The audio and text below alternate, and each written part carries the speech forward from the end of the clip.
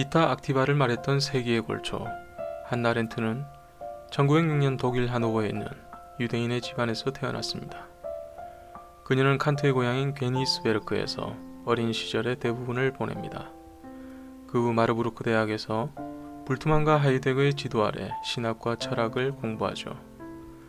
아렌트는 18살 때 스승이었던 30대 중반의 하이데거와 연인관계였다가 하이데거가 나치에 동조하자 만난 지 1년 만에 이별을 고합니다.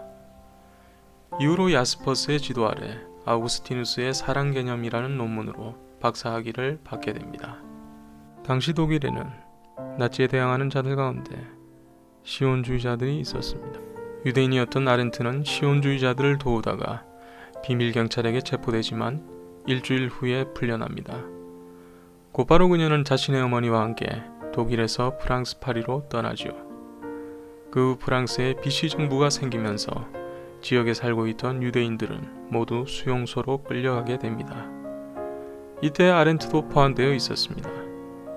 그러나 아렌트는 살기 위해 자신의 신분 증명서를 위조해서 미국으로 탈출을 성공하게 됩니다. 2차 세계대전이 끝난 후 그녀는 1951년에 출판한 전체주의의 기원이라는 책으로 유명해집니다. 이 책에서는 스탈린주의와 나치즘을 통해 대량 학살을 만드는 정치적 시스템이 어떻게 작동하는지를 보여줍니다.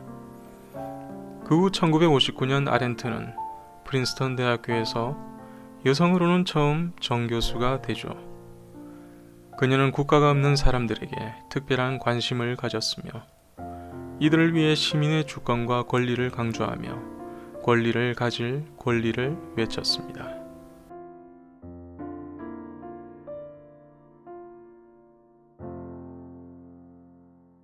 나치는 2차 세계대전 당시 성인들과 남녀노소를 불문하고 600만 명의 유대인을 죽입니다. 이때 집단 수용소로 보내기 위해 유대인들을 한 곳에 모아두는 곳이 바로 게토라는 장소였습니다. 그리고 유대인들은 집단 수용소에서 죽음의 수용소로 가게 되죠. 아이만은 수백만 명의 유대인들을 죽음의 수용소로 이송할 때 기차들의 경로 지정과 공급책을 마련하는 나치의 고위직 관료였습니다. 그는 유대인 학살을 맡고 있었던 독일 친위대의 실무 총책임자였으며 홀로코스트를 관할하고 집행하는 모든 것을 담당했습니다. 1945년 독일이 패망하자 미국군 포로 수용소에 수감되지만 그는 자신의 신분을 숨기고 가면까지 사용하면서 재판을 피하게 됩니다. 1950년 결국 아르헨티나의 수도였던 부에노스 아이레스로 탈출을 성공하게 되죠. 그러나 1960년 이스라엘의 정보기관인 모사드에 의해 체포되어 예루살렘으로 압송됩니다. 아렌트는 아이만이 압송되었다는 소식을 듣게 되고 그녀는 재판이 열리는 예루살렘으로 가게 되죠. 이 재판은 세계의 주목을 받았던 세기의 재판이었습니다. 전쟁이 끝난 후 15년 후의 일이었죠. 아렌트는 재판에 참관하여 기록을 남기게 되는데 이렇게 나온 책이 바로 예루살렘의 아이히만이었습니다. 이 책의 내용을 살펴보면 아이히만이 아주 나쁜 놈인 줄 알았는데 지극히 가정적이고 아주 평범한 사람이었다는 것입니다. 똘끼 충만한 괴물인 줄 알았는데 그렇지 않았다는 말이죠. 당시 정신과 의사들도 진단했는데 아이히만은 정상 판정을 받았습니다. 아이히만은 자신의 상관인 라인하르트 하이드리히가 시키는 대로만 했을 뿐이라고 말합니다. 이런 모습을 지켜본 아렌트는 악의 평범성이라는 결론을 가지게 됩니다. 악의 평범이란 누구나 저지를 수 있는 평범하게 보이는 좋지 못한 행위라고도 볼 수 있습니다.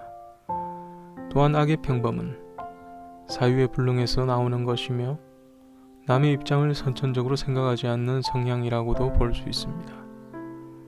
아이히만은 자신이 하고 있었던 일을 단순하게 국가의 명령을 따르는 것이었을 뿐 유대인들이 죽어가는 과정 가운데 이 일의 의미를 묻지 않았던 것이죠.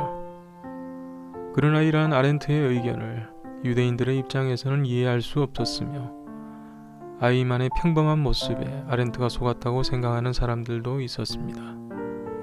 아이만의 행동과 말이 진실이든 거짓이든 아렌트가 말하고자 했던 것은 생각 없는 말과 행동을 통해 누구나 아이만과 같은 모습이 될 수 있다는 사실입니다. 서구 역사의 십자군 전쟁에서도 볼 수 있듯이 그들은 신의 명령과 국가의 명이라는 명목 아래 많은 사람들의 생명을 앗아갔지요. 이것은 어느 시대에나 볼 수 있었던 전쟁이든 노략이든 예외가 없을 것입니다. 악의 평범함은 많은 사람들을 죽일 수 있습니다. 이것은 실제적인 육체의 죽음을 말하기도 하지만 정신적 죽음을 만드는 일이기도 합니다. 생각 없는 삶이 타인의 삶에 얼마나 치명적인 결과를 낳을 수 있는지 한번 고민해 봐야 할 것입니다.